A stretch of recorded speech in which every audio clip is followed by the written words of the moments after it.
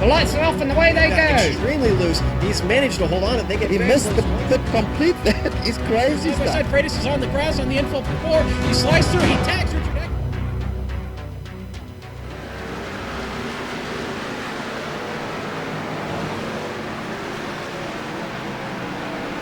Hello and welcome to Long Pond, Pennsylvania for the Pennsylvania 125 at Pocono Raceway.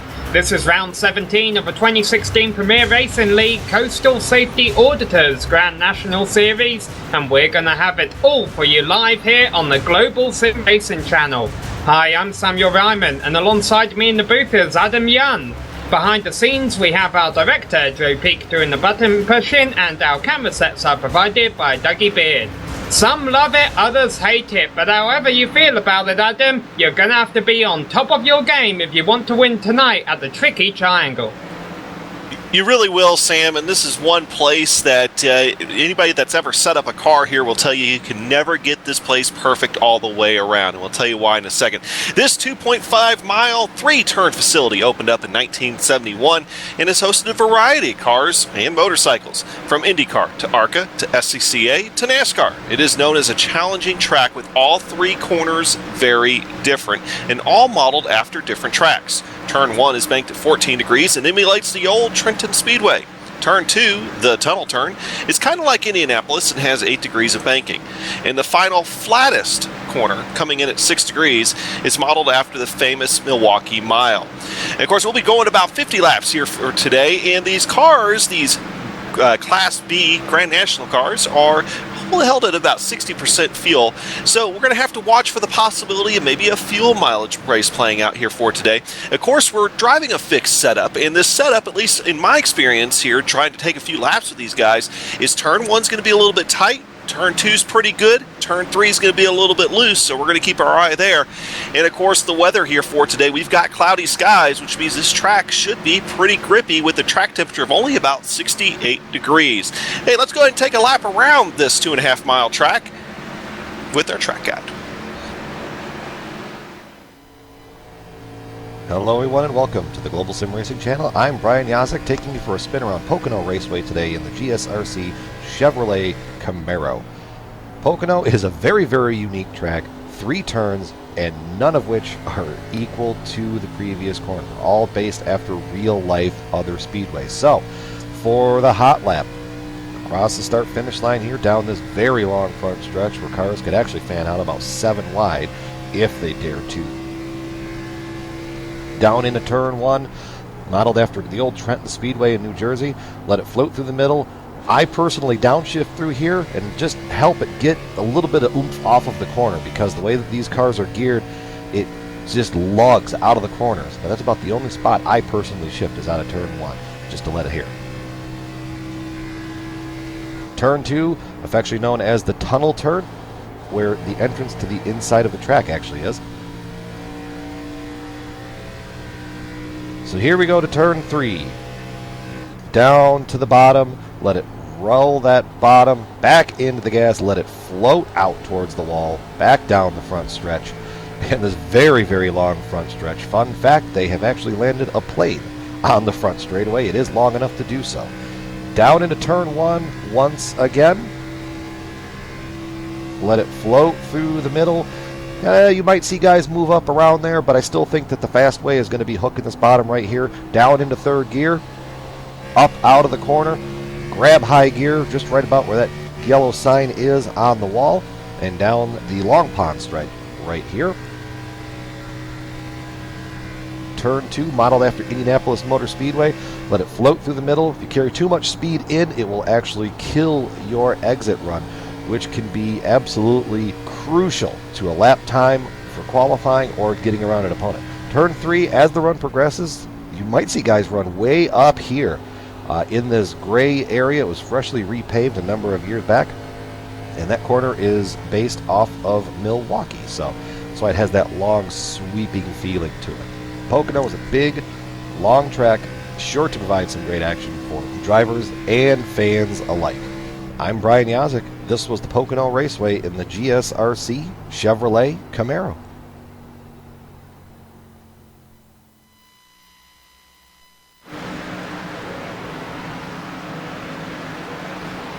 So that is what the drivers are going to have to deal with today. You see the clock in the top left corner of your screen, 30 seconds left to go. That is of a 2-hour practice session that the drivers are just finishing up. And we've had a lot of drivers join the survey. It looks like we're going to have a 29-car field here tonight. And with a 2.5 mile speedway, there's certainly going to be room for them. In a moment here, they'll begin qualifying. Each driver will have the track to themselves for 2 laps. And with only a 50-lap race, Adam, it's going to be key to get a good qualifying because that's really not a long race. It's really not, and although you have the drafting here, particularly on that really long front straightaway, your passing will be difficult at times, especially once the field starts to stretch out just a little bit. So you're going to want to have all the help you can get, and that's going to include having a really good qualifying lap. Try to get up into that top 10 early. Alright, so practice just finished. You see the cars rolling up a pit road to begin qualifying. There you see the number 11 car of Jonathan Cadell. The driver who was fastest in practice was the number 89 of Jeff Ward. He ran a 53.452, a very quick lap on this cool circuit, as Adam was mentioning just a moment ago. Very cool track temperatures here. Jeff Ward, in fact, is our defending race winner. These drivers were in action 1 week ago at Lucas Oil Raceway. He picked up the win there. His second win in the last 3 races. Jeff Ward is really on the roll right now, and he's kicking it off on the right foot tonight as well. Fastest in practice. Yeah, you're going to see a lot of guys, I think, too, that are going to be trying to come up through the field. You got guys like Tommy Ryan that we know is probably going to be, at least relatively halfway decent, and he's going to be a little bit back there, at least as far as his practice time. So we're going to have to see what kind of lap he can put down here as we're watching the 89 car of Jeff Ward, and he'll be coming around, try to come around the start stripe to set his time here in just a second as he rounds turn 1. And interesting to note, they're not going all the way down to the bottom at turn 1, and I think as the race goes along, you're going to see that line move up and try to get a little bit faster. In the tunnel turn, where we see Tommy Ryan move in through, that'll be another place, though, that you'll see them really get down to the bottom, but as the race goes along, you might see that line just kind of try to drift up a little bit. In turn 3, you'll never see him go to the bottom. It'll always be to the middle, to the high side of the track. But sometimes the fast way around is through the bottom, but you got to take care of those tires, especially since this place is known for really long runs through the course of a race. Here you see most of the field coming across the line to complete their first qualifying lap right now. And the driver who has gone fastest initially is number 50 of Nick Cohan, although he could very easily get bumped momentarily. But Nick Cohan was 3rd fastest in practice, and I believe he is of the Pennsylvania area. He really likes this circuit. Could he get a win here today? If he does, it will be his first of the season. Very surprising that we have not seen Nick Cohan go to victory lane so far this year. And one thing to note, you mentioned that the possibility that Nick Cohan could get bumped off is the fall off on these tires isn't that great. You're going to see some guys actually set a faster lap on the second way around, which isn't always the case everywhere. And we're expecting Jeff Ward to possibly have a little bit more in his car, so I want to see if he's able to get the fastest in the pole's position here, which it looks like he just did. He's up to a 53.626. Yeah, let's have a look at the points, actually.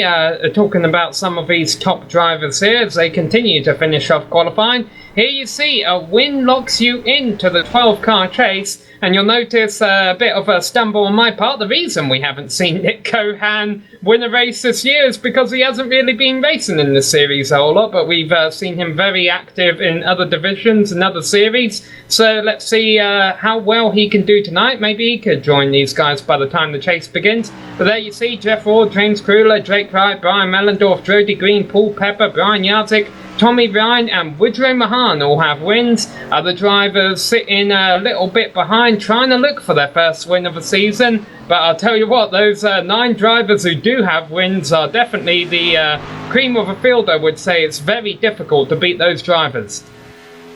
Really is. And, Jeff Ward with 3 wins on the season like this, as they go into their chase is going to be, that helps out a ton.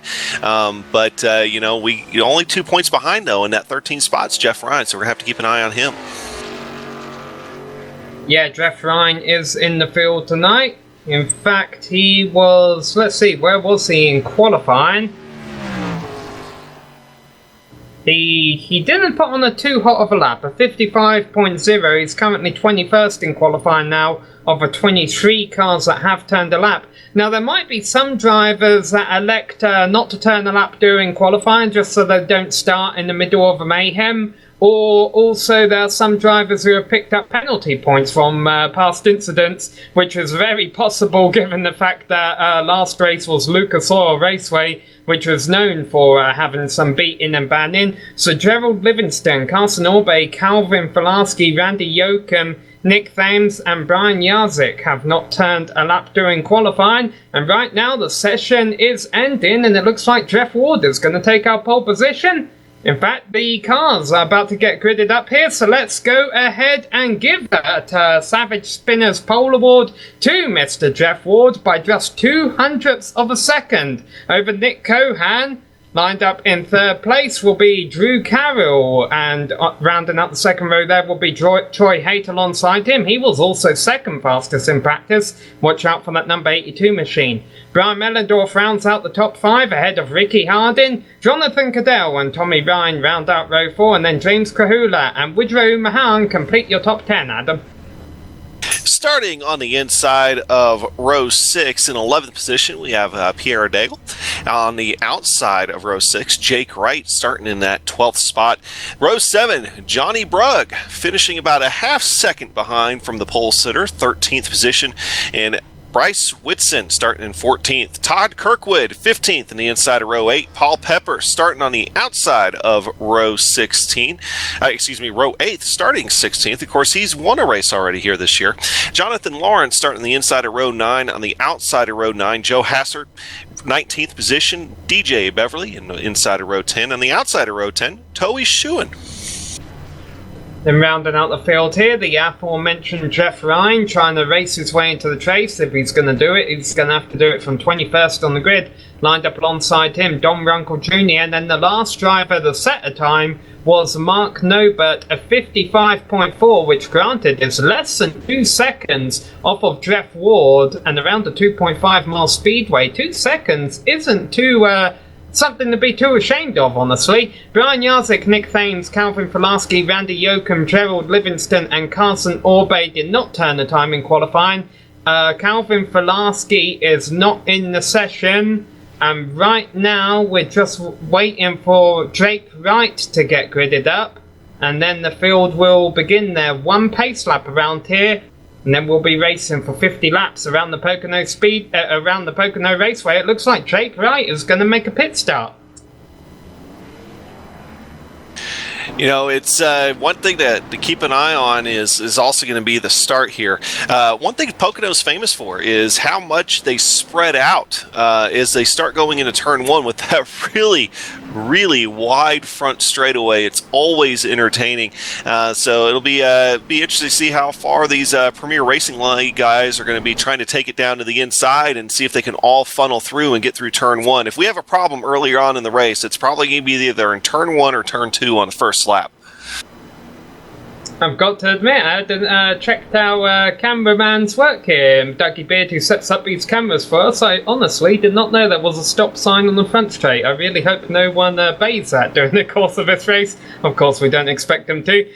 Pace car leading them down the straight here between turns 1 and turn 2. Now, Adam, you said that the cars handle well in turn 2 under this setup and weather condition, but still, we're going to want to keep an eye on the tunnel turn all race long, because if ever cars go through here side by side, heck, sometimes even if they go through it on their own, this turn can be treacherous.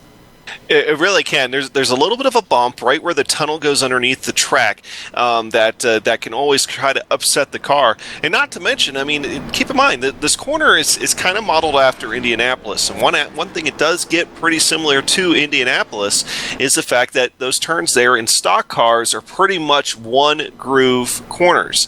If you have somebody trying to go on the outside, that's not going to be the preferred way around, and that could get you into trouble because that outside wall comes up in a hurry when you're on the outside of the tunnel turn.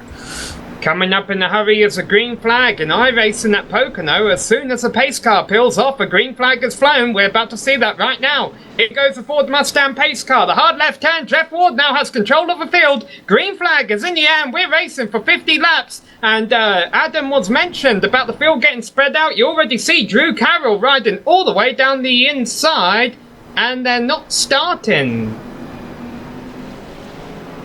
Yeah, they have not taken the green flag. Well, technically they have. This is lap 1 of 50. They are not going green for whatever reason. I almost wonder if it has something to do with Drake Wright starting in the pits. No, it's not, because Drake Wright is electing to start from the back. I wondered if there had been some kind of system error and they wanted to kind of help him out and get him back into position, but that is not the case. So, there'll be green flag next time by, and this will be interesting, Adam, because usually at Pocono on iRacing, when the pace car peels off, the green flag goes out. That's just how it works at Pocono on iRacing. But now Jeff Ward, with no pace car track, will get to have control of the field himself, and so he can choose to go, which the leader doesn't always. He can choose when to go. The leader doesn't always have the luxury of doing that here.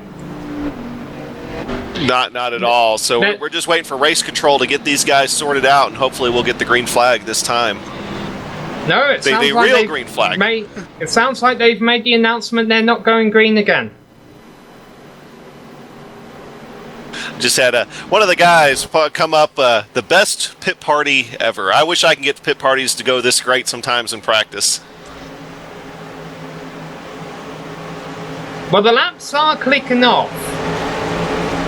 They are. It sounds like they're going to go green this time by. Jeff Ward's going to have control, and he's going. Yep, so we are racing now. Jeff Ward leads them away, and he's got a good jump on the rest of the field. Nick Cohan and Drew Carroll side by side for second position. As they go down into turn 1, they can definitely race side by side through here. But who's going to get out with second position? Right now, it looks like it'll be Cohan. Not really seeing that fanning out going into turn 1 that Pocono is famous for. We do have a couple cars trying to go 3 wide toward the middle part of the pack, and it looks like going back a ways a little bit. Who is that back there? With Pierre Daigle, Johnny Brugg, they look like they were going to take it 3 wide going down the short chute, as they call it, and down through the tunnel turn. Everybody's trying to get single file with the exception of 3rd and 4th. They're fighting for the position back there. And then as we're going to go into turn 3, turn 3 gives a little bit more forgiving as far as running side by side, but you're still going to want to have kind of the inside, but sometimes the outside will give you that run. Yeah, we saw a lot of side-by-side running going on through the tunnel turn, but they all made it through cleanly. They complete the first lap of green flag racing, the second lap technically, with Jeff Ward the lead and Nick Cohan, Drew Carroll, Troy Haight and Ricky Hardin also keeping an eye on cars at the back of the field. There's some drivers moving up who started at the back. Brian Jarzik, a notable. He didn't qualify or didn't practice, but we know he's very fast. That's right. And while we're watching, kind of the middle of the pack here, Jeff Ward's trying to inch away from Nick Cohan, and that's going to be very critical as we go through the next couple of laps, just how much of a lead he's able to put on him. Because if Jeff Ward can get a little bit gap, get away from the draft from Nick Cohan, he might very well set the race pace here and just try to run away from everybody. Pocono's not known for a lot of cautions, which is part of the reason why we're wondering if fuel mileage will play a role here today.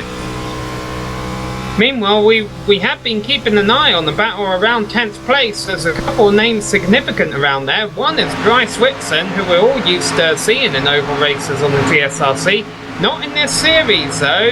and he's currently doing a nice job running in 10th place. And behind him, that is Jake Wright in 11th. Now, I know he hasn't raced his way up there in the opening laps, although it wouldn't surprise me, he is very fast.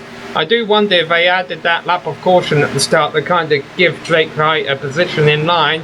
Not really sure what's going on there. We'll try and find out for you later in the broadcast. But right now, Jake Wright running in 11th, and this is a battle for 12th behind him. Very, very tame race here so far today. You know, it's everybody's already trying to get single file, just try to get those positions. But that's part of what we were talking about with qualifying being so important here, is that you know, you want to be able to be up at the front early.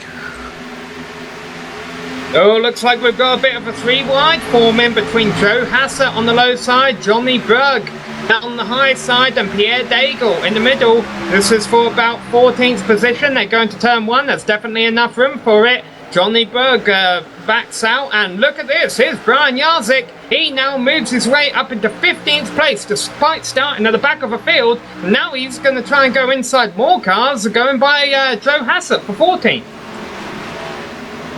It's no surprise that he's going to come up from the back, just given how many races he's been able to win here in the PRL so far this season. But he's still got a ways to go to try to get up to the front with some very strong guys up there.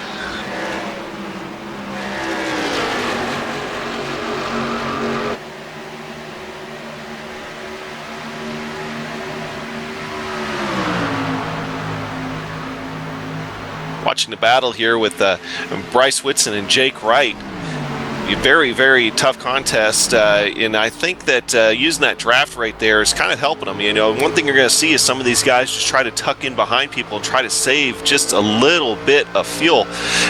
You know, and as we go down between turn 1 and turn 2, Jake Wright might just sit here for a little bit. Now, go up a few cars. We've got still a battle up there going on for that would probably be 7th and 8th. Pack of 4 cars. Ooh, who is that that's getting a little bit loose there? It looked like the 07 Woodrow Mahan.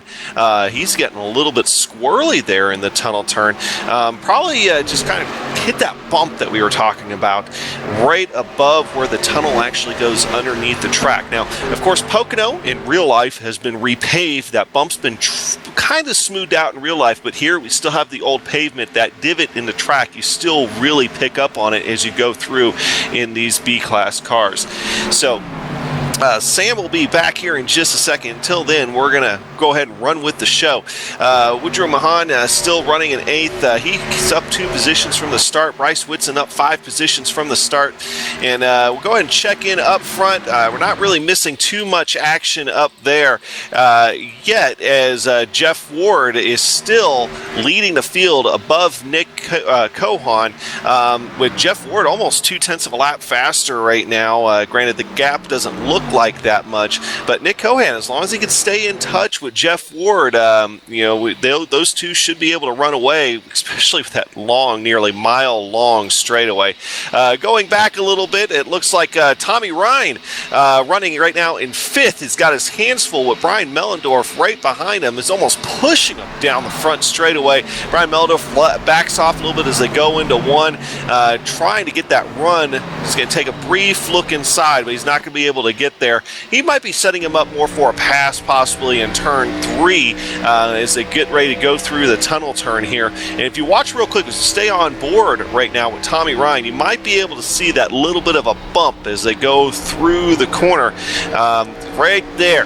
That just little bit can sometimes upset these cars, and even as good handling cars as they are, that can sometimes send you loose.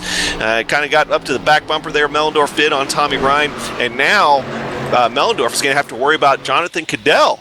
He was trying to take a look as he might have to make a decision on whether or not to get around Tommy Ryan here pretty quick. Now Bryce Whitson's going ahead. He's coming to pit road and comes across the stripes, going to be looking for his box.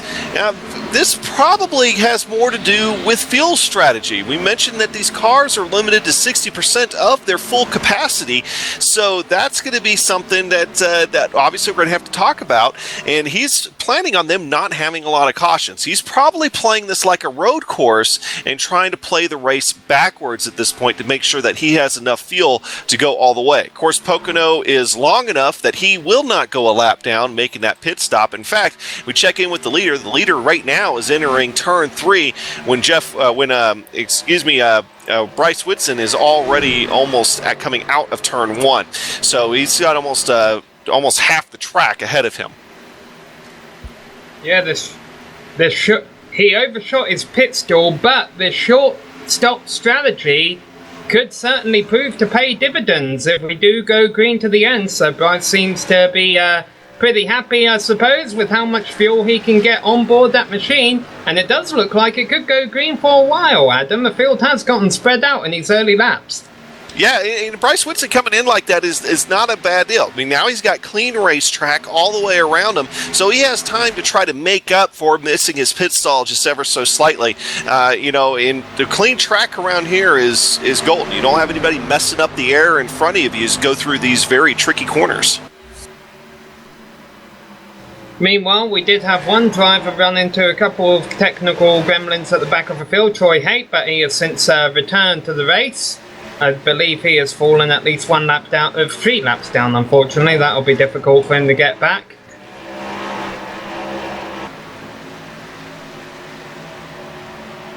Now Brian Jarzik, we're keeping an eye on his progress through the field. He's currently up to 11th position. He's closing in on the league organiser, James Kahula, rounding up the top 10 right now.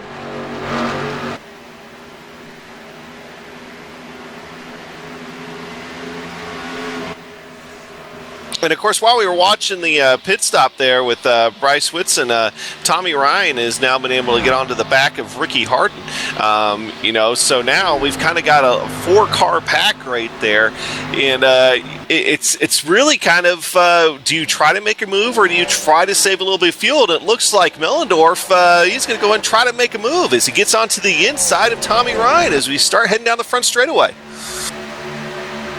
These cars accelerate to incredible speeds on this front straight, big enough to land a pretty big airplane on. Can't remember the number exactly, but it's got a couple of 7s in it. Tommy Ryan on the outside of Brian Mellendorf, over 180 miles an hour as they went into turn 1. But it's Mellendorf coming out on front, although Ryan's going to attempt a crossover as they go down the short straightaway here. This right now is definitely the battle on the racetrack with Nick Cohan still running in second, Drew Carroll right now in third, but he's going to have these guys on him very quickly. Even with them racing like that, they're still gaining ground as Mellendorf, he might lose a position here to Jonathan Cadell on the inside as they head through the tunnel turn. You can see that Mellendorf almost tries to take a conservative line, but what he really does is runs that high line just a touch, gets a slight run on Cadell. It's probably not going to be enough as we head down the front straightaway. And Woodrow Mahan's got a good run on the inside with Jonathan Cadell here. He's going to give him a bump draft. You can do that at Pocono. These straights are long enough. And finally, Brian Mellendorf gives up on that high line. It obviously wasn't working for him. He got passed by a lot of cars that lap, and now he's going to attempt a crossover on Woodrow Mahan. And now he's going to be the guy doing the passing on the inside. Yeah, it looked like Mahan really tightened up there on the outside of row 1. Allowed Mellendorf to kind of do that crossover move, which Mellendorf right now, he's probably the fastest out of these 3 guys, but it goes back to what we were talking about, why it kind of works for Bryce to taking that early pit stop, is he can't get into any clean air right now, so you're going to see him not handle as well as what he otherwise would, as we see Jonathan Cadell kind of run that turn 3 just a little bit wide and allows Mellendorf to kind of get back up on his back bumper. Mellendorf now using that draft to try to get a run into turn 1. He's gaining ground on him, but I don't think he's going to have enough time to take a look here. While all these guys are running very tightly, the battle up front has really spread out. Now, Nick Cohan is keeping Jeff Ward honest. He's within a second, but then you have to go back another 3 seconds until you get back to Drew Carroll in third. These two have really checked out. All the battling is going on far behind them. You were talking about the pack running down Ricky Hardin. He's began dropping back now. He's lost positions to Tommy Ryan and Jonathan Cadell this lap. Yeah, Ricky Hardin is a great driver. He's very fast, but I'm wondering if maybe he used up his tires there in the very early part of this race, trying to keep up with the likes of Ward and Kohan, and now he's starting to pay the price for it as this run goes along. He's not going to lose without a fight, though. He's challenging Jonathan Cadell down the front straight. Meanwhile, another one of our leaders coming in. It looks like Paul Pepper's gone down pit road. I think we're going to see more and more of these guys start playing that field strategy game. They all know the field is spread out. They all know that that it's going to be kind of close here as we get toward the end of the race. See, Paul nicely hits his pit stall there. He had been running in the middle of a field, but he is locked into the chase. He sits 7th in points, and he has one win this season. That came at Daytona. Which obviously this a very, very different course than Daytona. Of course, both 2.5 miles long, but you obviously don't have the banking, and although you have the speed going into turn 1, that's about really the only place on the track that's even kind of like it. Now, of course, as Paul Pepper, he's rounding the outside of turn 1 after his pit stop, and Jeff Ward is in the middle of turn 1, and we have a yellow flag on the track. Nick Thames and Todd Kirkwood look to have been involved in something coming out of a final turn. Neither car is too badly damaged, but you don't want any kind of damage at this track or in this series. At this track because it's an aerodynamic track, in this series because there's no 3 repairs. Let's see what happened here. Nick Thames definitely came off worse of it.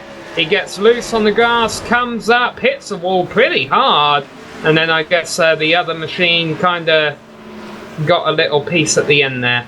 Yeah, he really had nowhere to go. He just, Nick was really trying to drive that really low line through turn 3, hit that curbing, and you see the end result. The back end tries to come out a little bit, he overcorrects, and then just noses her into the wall really hard. And I said not too badly damaged the first time I saw the incident. Now you can see Thames definitely got a lot of damage. Kirkwood was the other driver involved. He's in the pits getting repairs now. Obviously, the good thing about Pocono Raceway, Adam, is the lap is so long that you can sit in your pit stall a while, get repairs, and stay on the lead lap. Heck, you probably have about 4 or 5 minutes that you can get repairs and only fall 1 lap down, and drivers can usually get 1 lap back. That's very true, and of course, it's another thing too is that this fuel strategy game probably is going to work out here during the first stint now for the likes of Bryce Whitson and Paul Pepper. Now, they were counting on a yellow not coming out for a while yet, and so now they have to start their fuel strategy all over again. Nick Thames has retired from the race. The first retirement, we had 29 drivers in the server. Calvin Pulaski did not start.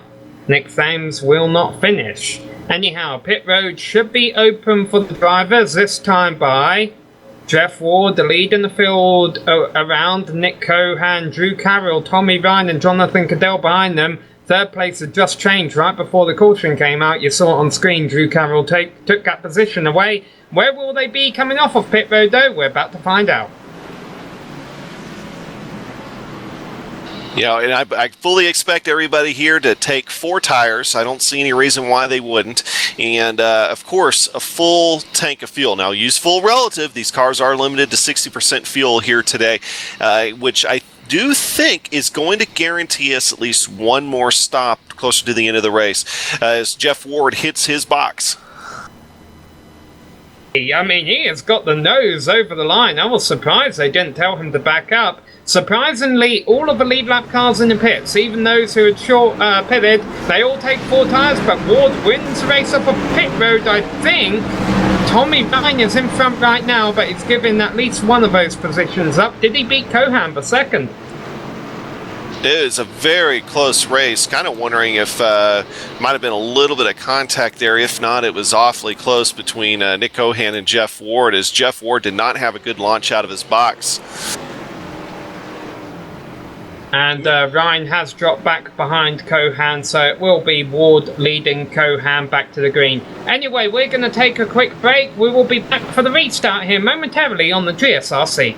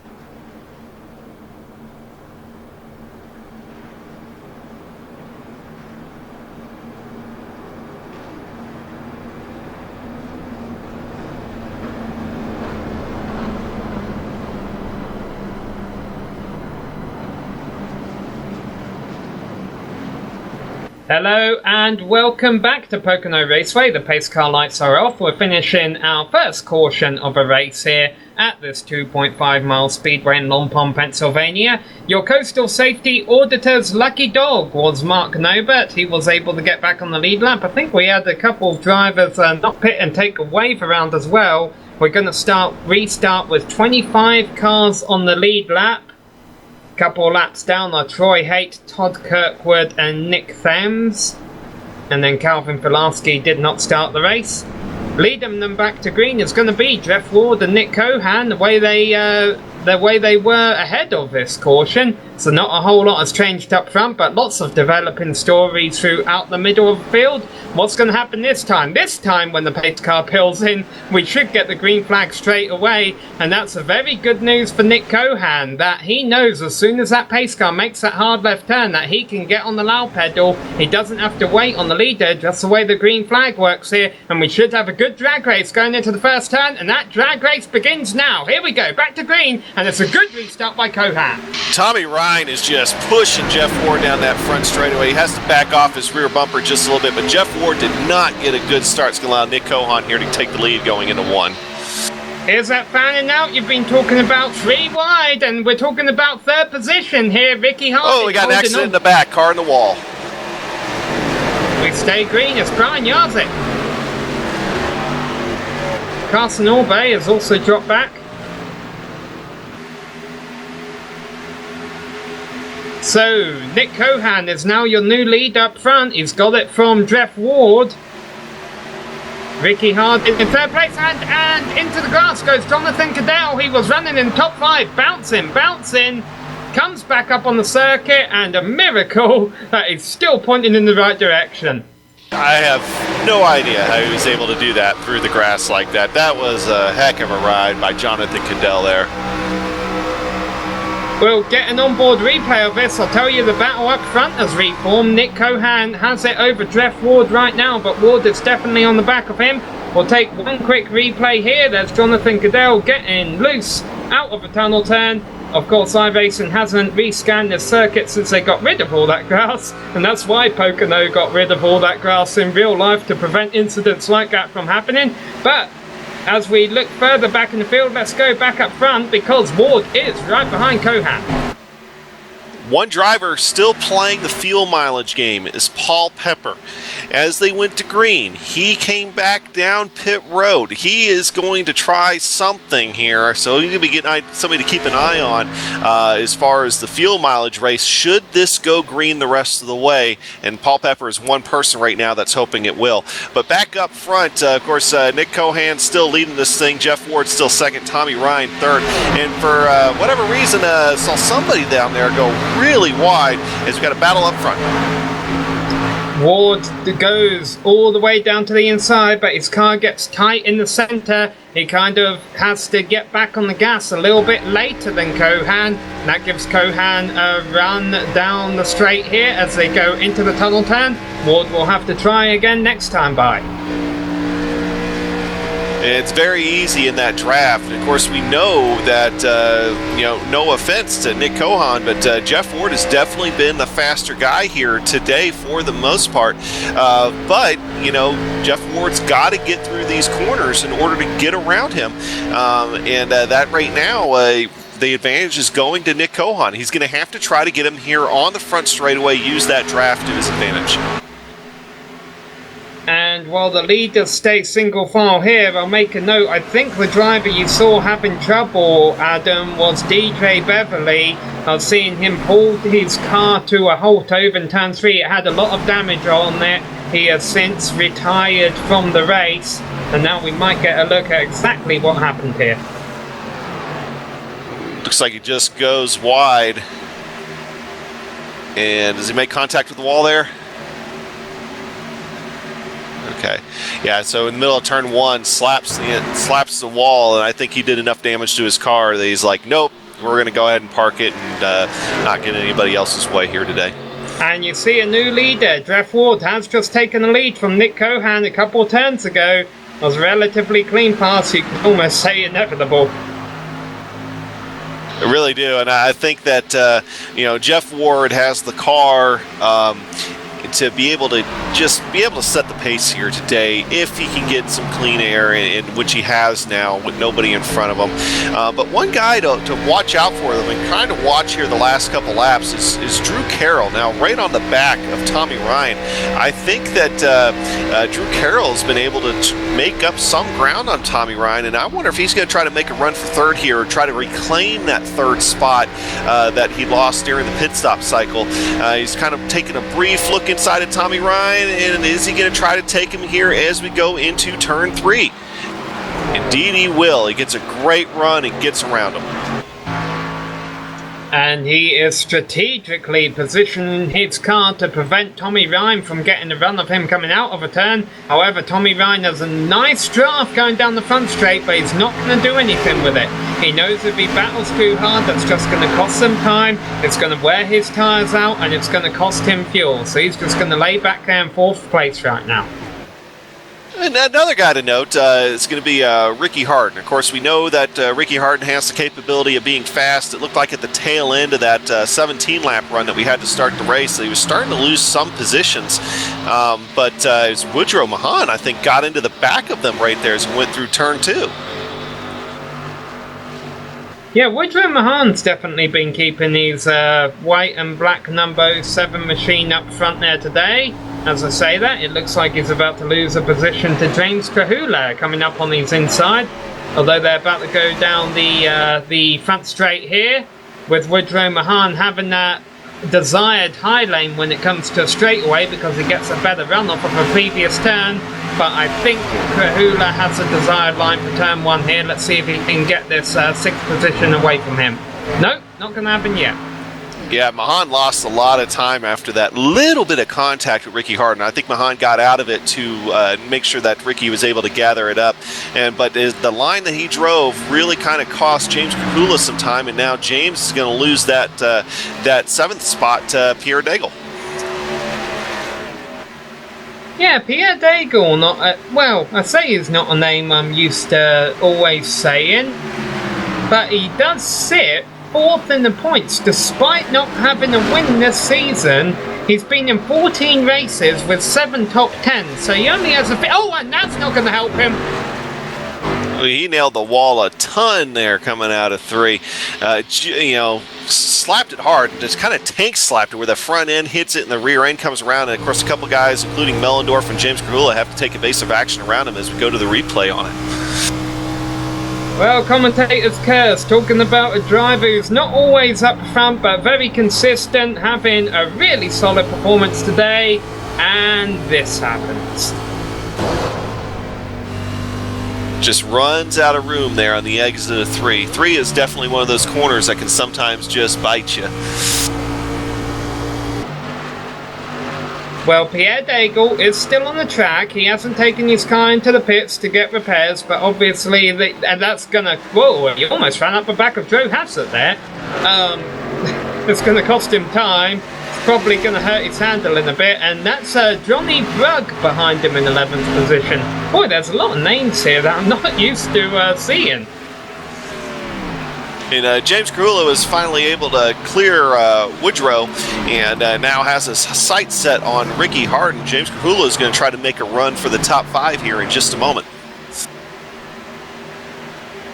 Yeah, Kahula's had a bit of a quiet race. He's usually a driver you expect to see up front there. He was in the top 10 for the first stint of a race. Now he's trying to be in the top 5 for the second stint of a race, and he is going to take that from... Oh, did contact! You get hit by Mahan? I have a feeling that Ricky may not be the happiest with Woodrow after that one. That's the second time they made contact going into the tunnel turn there, and that one was much harder than the first time.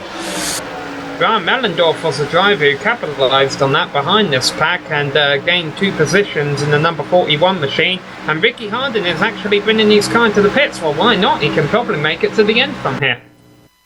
I think they can make it to the end from here.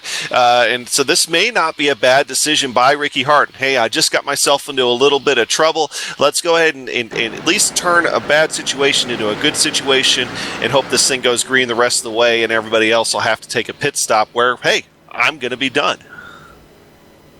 I wonder how bad that's damaged the front end of Mahan's car, if he's going to want to try and follow Harden in. Although I take a look at it now, it's not too bad. And just a minor note, he's running 2 laps down, but Troy Haight went ahead and came in with Ricky Harden. So Troy Haight's going to try to salvage a bad day, maybe if they can get some more cautions here. And of course, Troy had those connection issues earlier on in the race, which is why he's 2 laps down. Joe Hassett, James Kahula coming on lap 30. Dry Swipson too. all these guys are figuring they can probably go about 20, 22 laps on this fuel stint with the 60% fuel tanks that they have here today. So this would be just inside their pit window. And speaking of pit window, probably should look and see how Paul Pepper's doing. Of course, Paul Pepper was taking that fuel mileage game, so you might see him pick up some spots here. And of course, while all this is going on, Jeff Ward is starting to open up that lead, already up a 0.7 of a second on Nick Cohan as we begin this pit stop cycle. Jeff Ward being in the lead right now, I wouldn't necessarily be surprised to see him try to stretch the fuel as far as he can before he pits and try to do the opposite everybody else does, because as soon as he comes in, everybody else will probably start coming in at that point that hasn't already. Woodrow Mahan, Pierre Daigle, Jonathan Cadell, Randy Yoakum, Gerald Livingston all coming in. These all drivers running around the top 15. And I'll tell you what, I really agree with the strategy of short fueling, Adam, because if a caution comes out right now, these drivers aren't going to have to pit again. The drivers who haven't pit are going to have to pit again, and they'll be at the back of a field for what could be the final restart.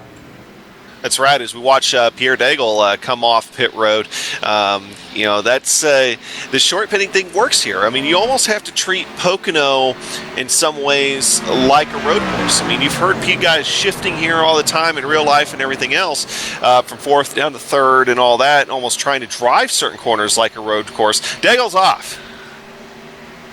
Oh, he's saved it so far. How's he going to get back up on the racetrack? I think he needs to think about slowing down there. He's still racing 120.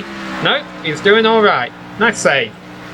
That's one thing that these guys are going to have to worry about is, with this track temperature of only about 68 degrees on his outlap coming on the outside of turn one, just cold tires bit him, and they didn't have any grip just yet before they warmed up.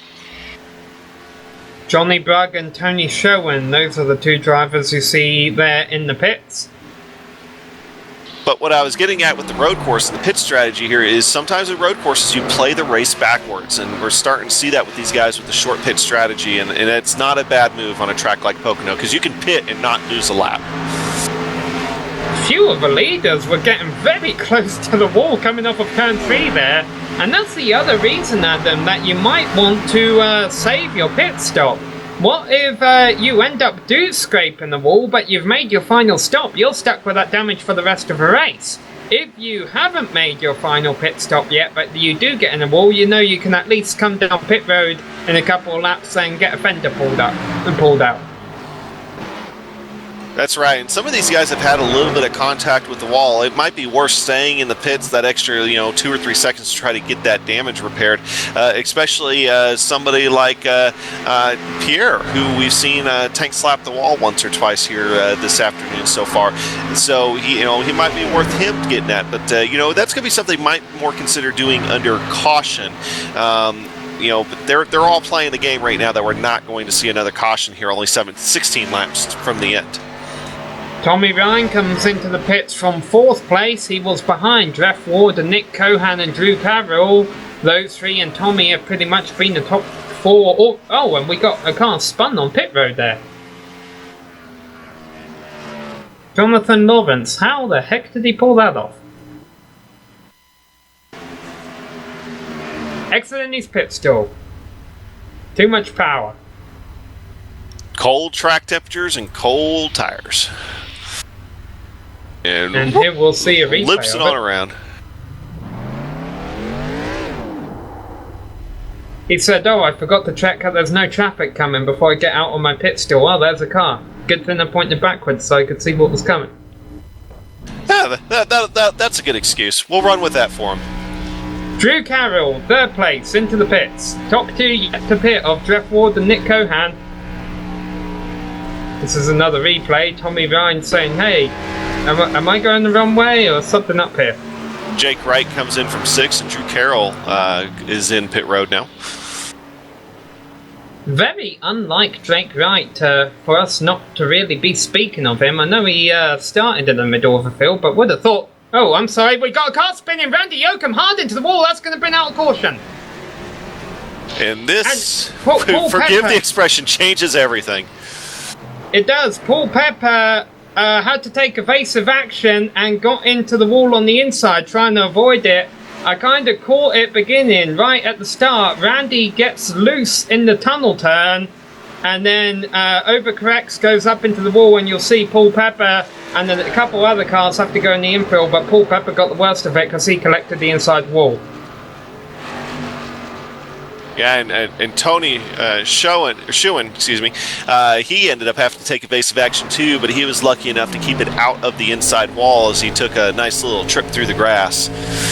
As we're going to ride on board Paul here, and you're going to see everything happen in front of them. As that there is Tony going to the inside of them as they start heading toward the tunnel turn, and then it gets action-packed in a hurry as we start to see the car get loose, snaps toward the wall, comes back across the track and right in Paul's direction, and didn't have any choice but to take that evasive action. Jeff Ward and Nick Cohan may have just lost this race. What do you say to that, Adam? I say that it is going to be very interesting to see them, because we should get the green flag with, 10 laps to go. It's going to be very interesting to see them try to get their way back up through the field and try to make up some spots, and they're going to make this thing very exciting because they have been the class of the field. Brian Mellendorf in third place has also not pit. James Krahula in fourth is the leader of the drivers who have two stock, and the reason he's the leader of the drivers who have two stocked is because he pitted. He was one of the first cars down pit road on lap 31. So now we see who comes in and who doesn't. We've got quite a few cars coming in, but some of these guys that are coming in right now were some of your early takers during that pit stop cycle. Yeah, a lot more than I'd anticipated. But in the grand scheme of things, a lot of drivers at the tail end of a lead lap stayed out. I think you're going to see, let's say Jeff Ward wins this race off of pit road, I think that means he'll be restarting in about 10th place or so. James Krahula is coming in along with them. Of course, he's going to go ahead and probably take 4 tires here. He might as well. The leaders have come in, and away he goes. Ricky Hardin won the race off of pit road. That's got to be a 2-tire call. Yes, indeed it was. It's not necessarily a bad call here either. Your tires weren't that old to begin with on your left sides. Your left sides aren't that heavily used here, and particularly in a short run like what Ricky had.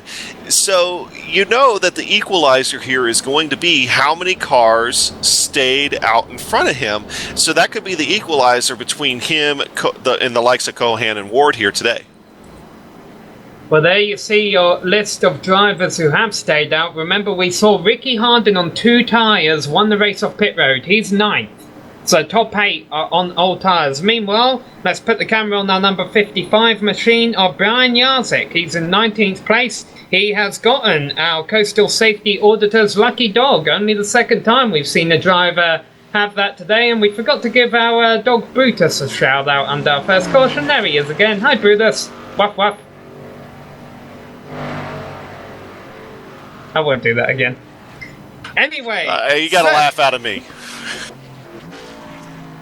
Anyway, so, what is going to happen on the restart? Well, if we knew, we wouldn't play the game, but we do know that Drew Carroll and Tommy Ryan will lead the field away. The big question is, can the drivers on new tyres work their way up there, even though they're about, well, now they're only 4 rows back, because Paul Pepper and Gerald Livingston came into the pits this time by. I was really kind of surprised Paul didn't come in the first time around, given the fact that he was probably the earliest taker there. He was right on the edge of that pit window, being able to come in. I was really kind of surprised he didn't come in the first time around. Yeah, and pitting us. I mean, surely you've made your bed after you've stayed out the first time around, because now they're going to restart at the tail end of the lead lap. And of course, this might get crazy enough, though, that you avoid an accident or two, and you're right back up there in the top 10 possibly. But they're going to have a couple things go their way, and that could be sort of negative things for some other guys, though. Well, let's talk about these 6 drivers left then that we have on all tyres. They're not slouches. The top 2 qualified in the top 10, Drew Carroll and Tommy Ryan. Joe Hassett, we're all too familiar with him, and Jake Wright is a very fast driver. He hasn't had the best of races today, but he knows what it takes to run up front. He's going to be restarting 4th. Tony Sherwin and Jeff Ryan I'm a little concerned about. They qualified towards the back of the field, so hopefully for Ricky Harden and Nick Cohan they should be easy pickings. Now the problem for these drivers on new tyres, Adam, is if we do get a caution on the restart, that means we're only we run about another 5 laps under caution or so. We're only going to have about a 4 or 5 lap shootout left if we do get a caution on this restart. Yeah, and what the likes of Ward and Cohan want to see is they want to see side-by-side racing up front. They don't want to see this field get strung out right away. They want to see them be able to stay close, and then probably about a lap or 2 into it, and then they'll go ahead and see that the field string out. They can start picking them off one by one. But if that caution comes out right away, that'll change everything, and they're going to have to make some pretty aggressive moves to try to get back up front at that point. We will make a note that Nick Cohan, as far as 4 tyres are concerned, won the race off of cars that took 4 tyres off of pit road. He beat Jeff Ward.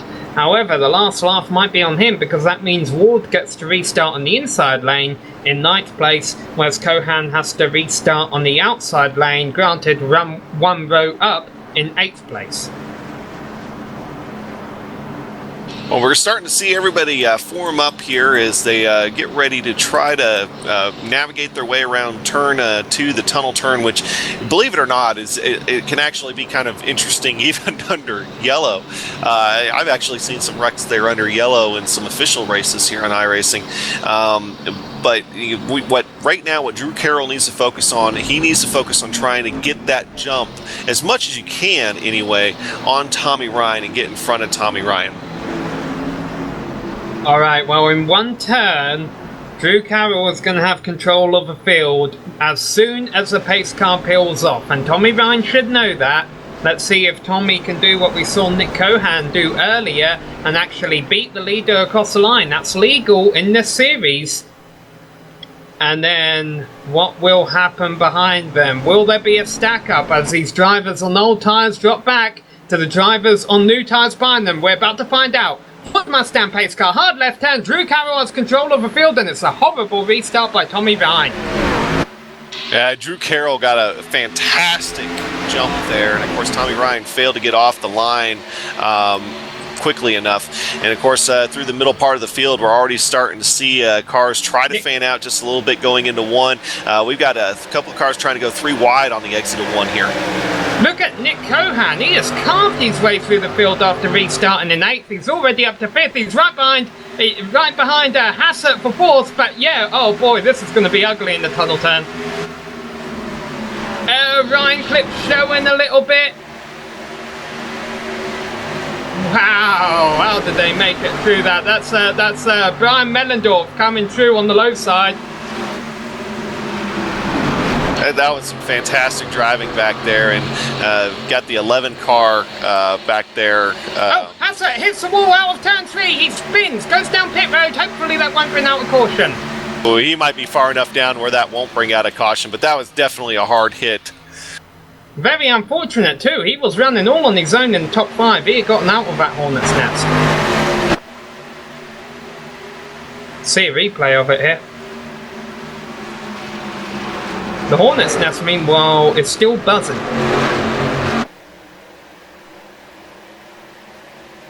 And Nick Cohan, as we get a replay of Joe Hassett here, is still coming. He's in 4th place. He's caught up with Tommy Ryan for 3rd. Nick Cohan is en route to victory, and Jeff Ward, well, if it stays green, I think he is. Jeff Ward, the other driver on 4 tyres, only just cleared that hornet's nest in 5th place. And it looks like Tommy Ryan's going to give up the position. But just as I was thinking that, Tommy Ryan gets a good run down the front stretch. Nick Cohan is going to have to try to get him here in turn 1. Tommy Ryan, a great guy to race with. He'll give you all the room you need, but not much more than that. He'll race you clean, but he'll race you tight as Nick Cohan finally gets the position away from Tommy. I'm knocking on wood, but how are these guys not wrecked yet back here? Very, very, very close, tight racing here. That's for sure. But Drew Carroll's giving everything he's got right now. I mean, he was just kind of stick that tail out there under acceleration coming out of turn 2, and almost looked like he was going to get a little loose. But no, that was just all trying to get the power down, because he knows that before too long, Cohan's going to get around right, and then Cohan's going to be trying to go after him. So Drew Carroll's just basically running for the race right now as fast as he possibly can. Why not? Tire wear doesn't matter at this stage. There's only 6 laps left, and there might not even be that many. No green, white checkers in iRacing. If we ran another 1 or 2 laps, a caution would end us. And but right now, all of a sudden, the caution's looking unlikely. It's beginning to get a bit organised, Adam. Exactly, and while all that's going on, you know, Drew Carroll's been able to stretch that lead out almost to a second over Jake Wright. So Drew Carroll has done everything right the last couple of weeks. Had a great race start, and there's Cohan. Bryce Whitson in trouble. That brings out a caution. Bryce Whitson and Ricky Harding both involved. They were both running in the top 10. Not entirely sure what happened. I don't think this will end the race. Ooh, Ricky Hardin got loose. Mellendorf backed up, got off the gas to try to give Ricky room to gather it up, and then Bryce Whitson just kind of came into the tail end of all that.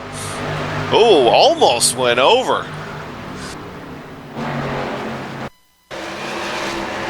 They all did a heck of a job to keep it green until then.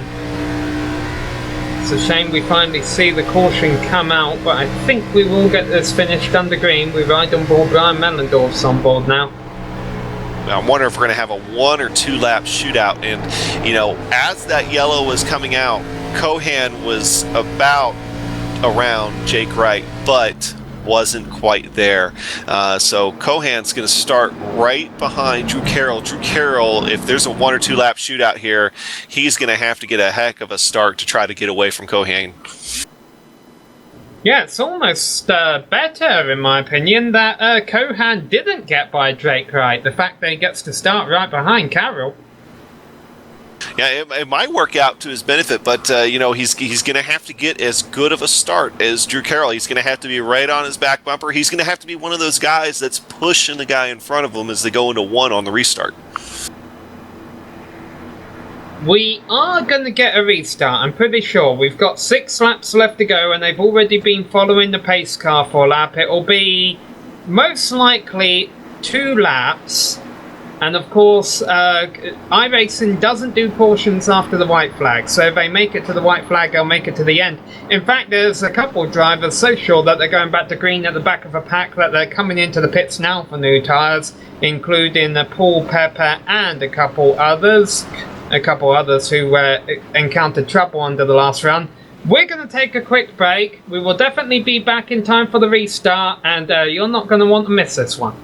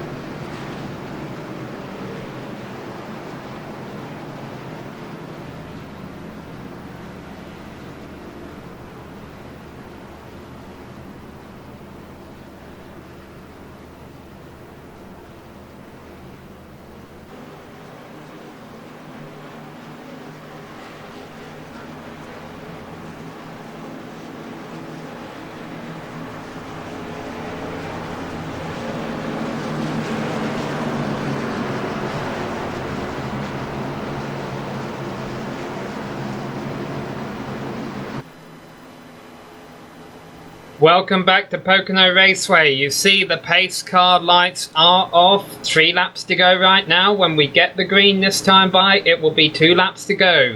A 2-lap shootout, essentially green-white checkered, but if a caution comes out before they get to the white flag, a race is over. If they get to the white flag, they are racing to the checkers, and it will be Drew Carroll leading Jake Wright. But let's pay close attention to the 3 cars on the inside line. Drew Carroll in first, Nick Cohan in third, and Jeff Ward in fifth.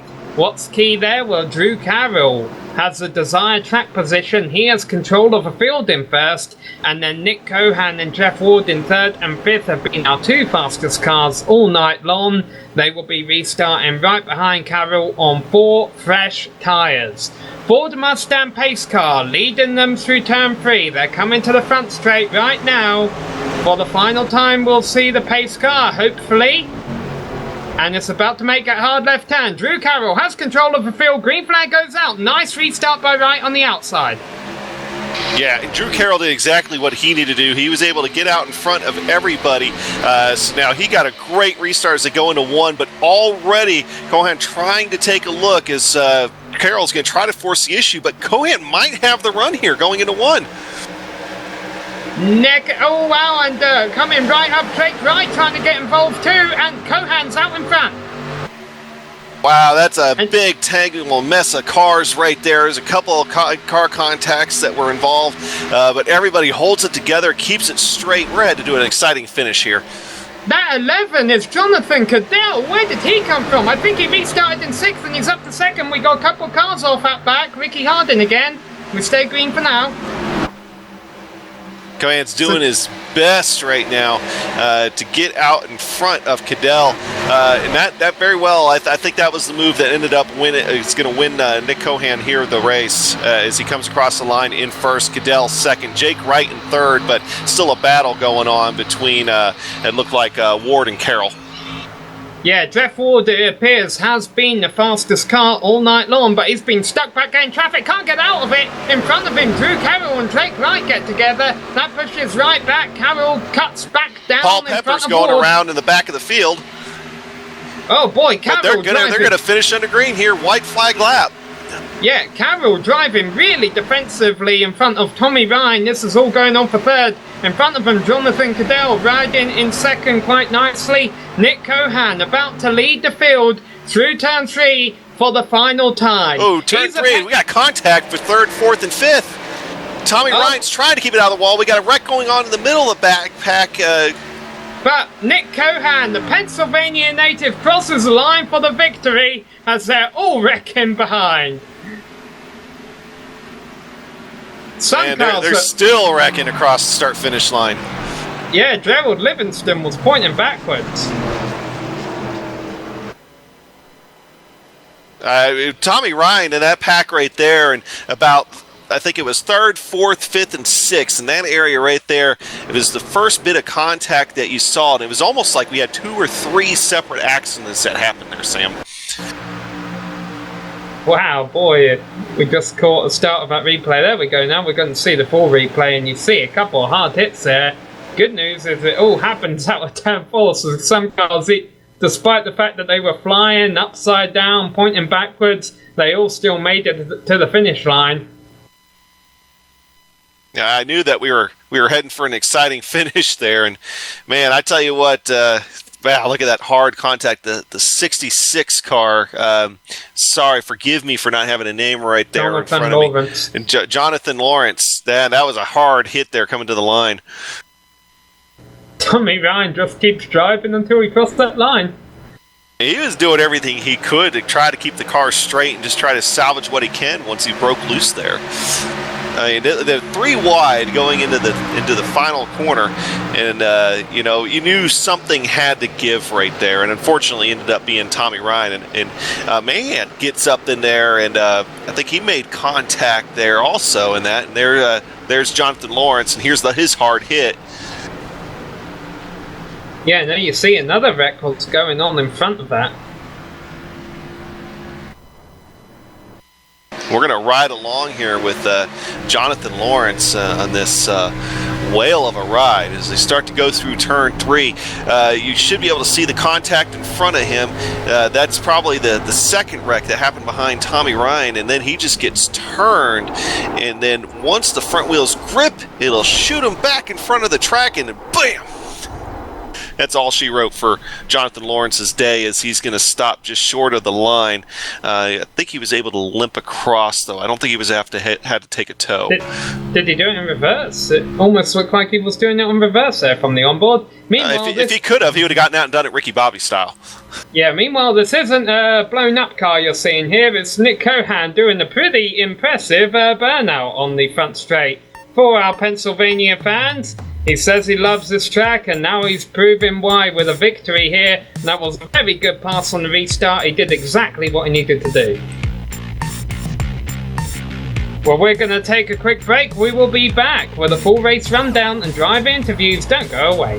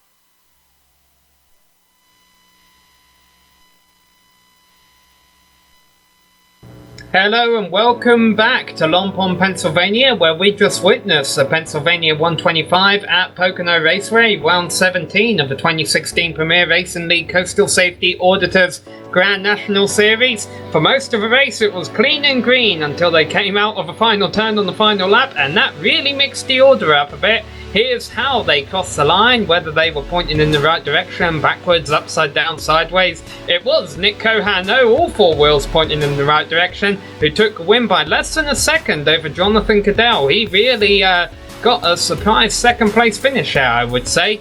Jeff Ward was in third position ahead of James Pahula and Woodrow Mahan. Rounding out the top 10, we got Drew Carroll, Johnny Berg, Brian Yarzik rallied up to 8th after starting at the back of the field, Drake Wright and Jeff Ryan. Starting back in 11th, Brian Mellendorf finishing in 11th. Tommy Ryan, who had that wall contact there right at the tail end of the race, coming into the turn 3, ended up coming home in 12th. I mean, he had a great day going too. 13th, Gerald Livingston. Pierre Daigle comes in 14th. Tony Schuin coming in 15th. Don Ruckel Jr. coming in 16th position. Paul Pepper, who tried to get fuel mileage to work for him today, didn't go his way. 17th spot. 18th, Ricky Harden. 19th, Joe Hassert. And 20th, Jonathan Lawrence. These drivers are all off the lead lap. Jonathan Lawrence was, in fact, the first driver one lap down. Carson Orbay and Mark Nobert also fit that category. And then we get to the drivers multiple laps down who will want to forget today. Troy Hayton, 23rd. Biden, Bryce Whitson, Randy Yoakum, DJ Beverly, Todd Kirkwood, Nick Thames, and Calvin Pulaski did not start. Those are the drivers who will want to forget today. Let's talk to the drivers who do have a smile on their face, although that might not be able to be said for our driving third. Let's begin with Jeff Ward.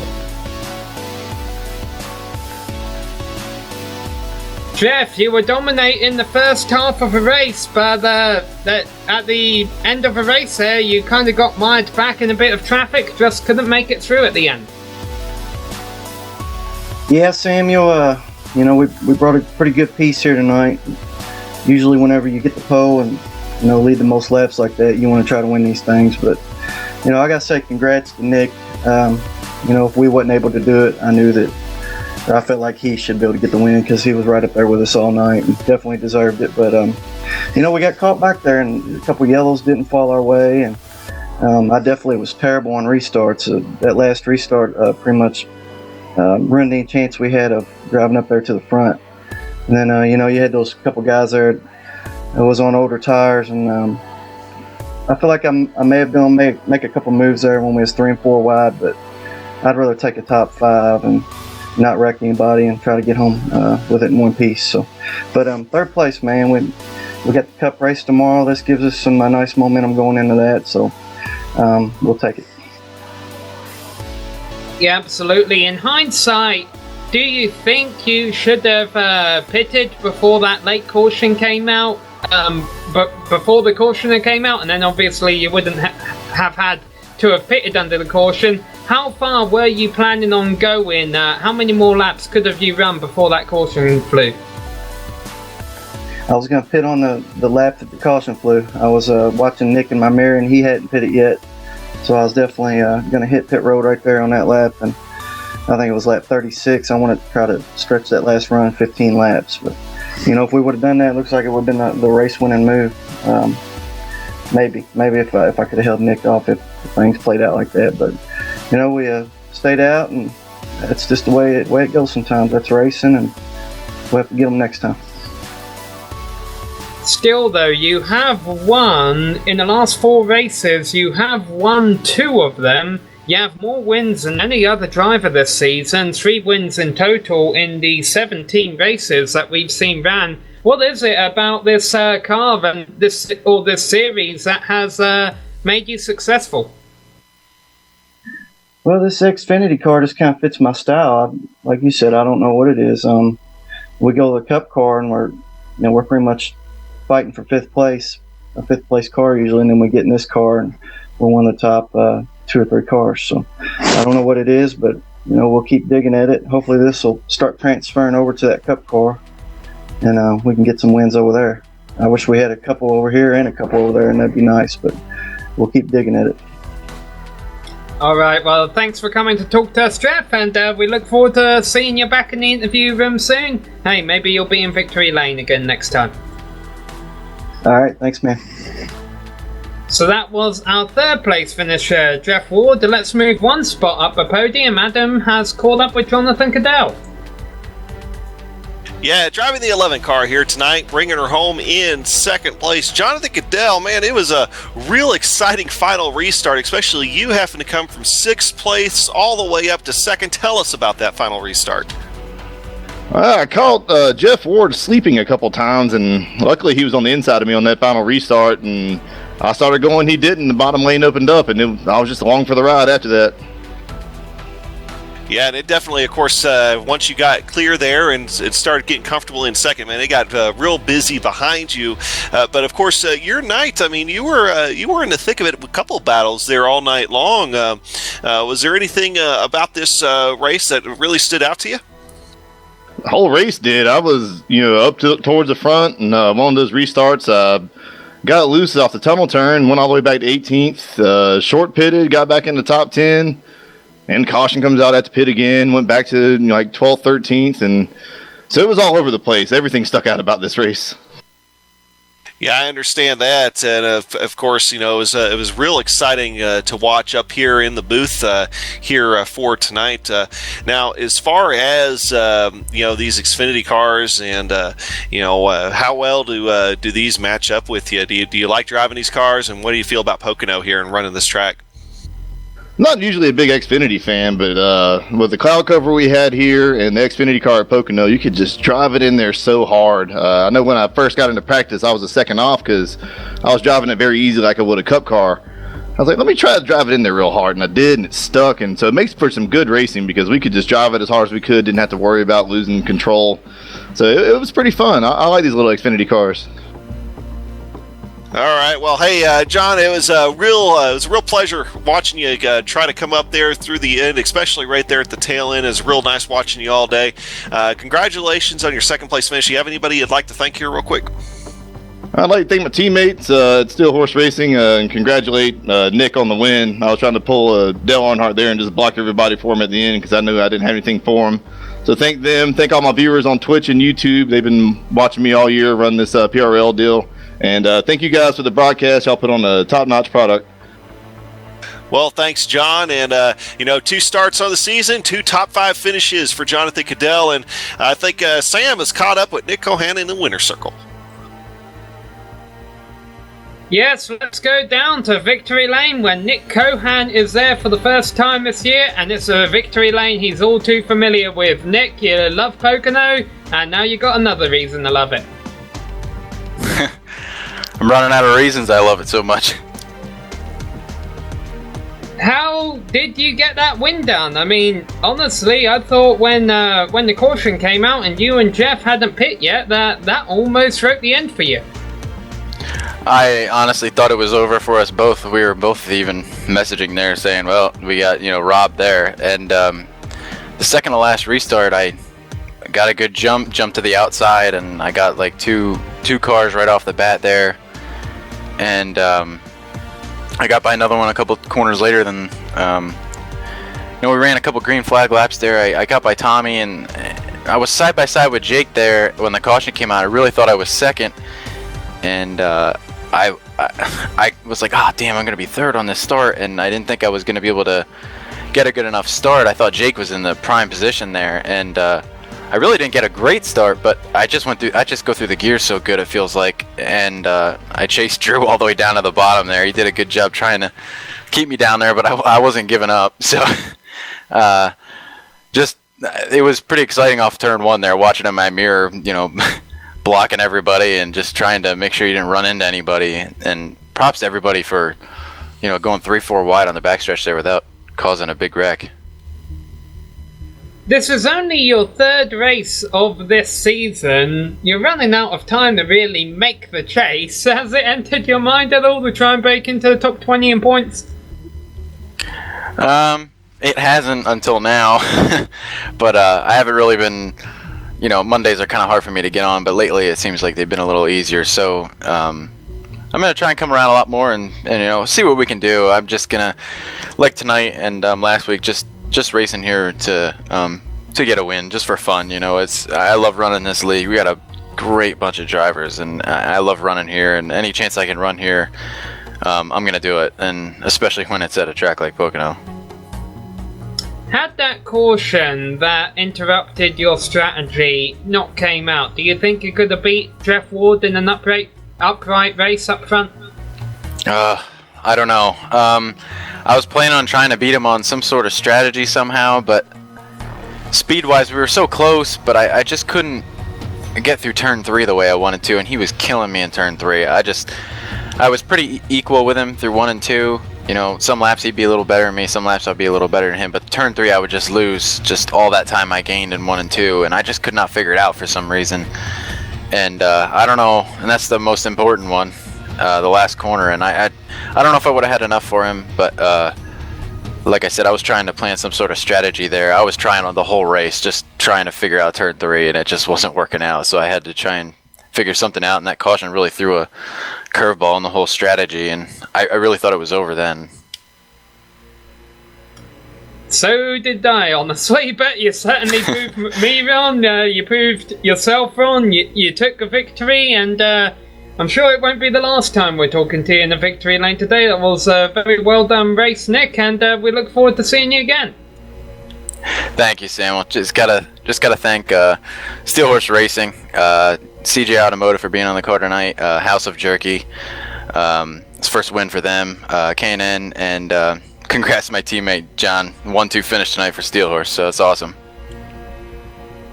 Absolutely awesome for Steel Horse, awesome for us, Adam. I think we witnessed a very great race here today at Pocono. Yeah, it was definitely exciting, and especially the last half of the race was very action-packed. We had 2 really good long green flag runs, and then that last corner. You first and second pretty much been decided by then, but third on back, wow, it doesn't get much crazier than that. Absolutely not, but these drivers will be back in action to put some more crazy action on for us. Tomorrow night they will be racing in the Cup cars at Pocono Raceway. That will be on the GSRC. If you're not a Cup car fan, don't worry, these B-Class cars, this Grand National Series will be back in action next week. We will not be broadcasting that. They will be racing at Watkins Glen. We'll be back again for this series in 2 weeks' time at Michigan, so be sure to tune in for that. So, we're going to sign off for tonight, but before we do, we would like to thank the organisers and the competitors in the Premier Racing League Coastal Safety Auditors Grand National Series for coming here tonight and putting on a great show. We would like to thank the makers of the various software and hardware that you see on your screen. Thanks to the team today, Adam Young, Joe Peak, and our camera guru, Dougie Beard. If you'd like to find out more about GSRC, you can find it at globalsimracingchannel.com, along with archived races and upcoming broadcasts. We're also on Twitter at GSR Channel and Facebook at facebook.com/globalsimracingchannel. A special thanks also goes out to Eric Ekholm and Casey Lalonde, who provide us with our music. You can buy Eric's on iTunes and Spotify, and Casey's at caseylalonde.bandcamp.com. We have all of our upcoming races for our other series on screen, so be sure to check those out, mark them down on your calendar, and don't miss another second of exciting racing action. But until next time, race clean, race hard, and we'll see you on the track.